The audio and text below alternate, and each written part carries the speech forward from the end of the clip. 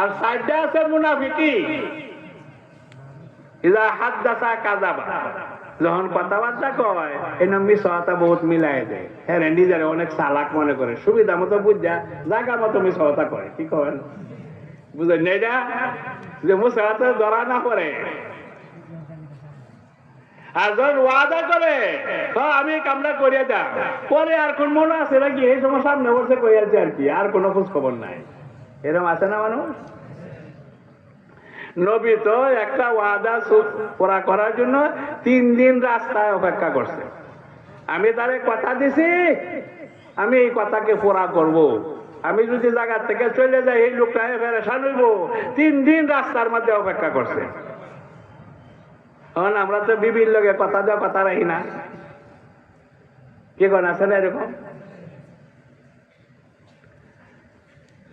তো এই কথা পূরণ করতে ওয়াদার দাম আছে, ওয়াদা এটা পুরা করা ফরজ।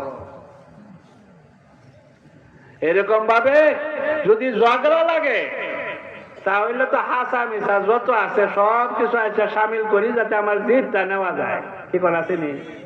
এই জিদ নেওয়া বুঝবেন, এটা তো বুঝুন ভালো করিয়া, কোরআনের কথা না বুঝলে জিদ নেওয়া বুঝে।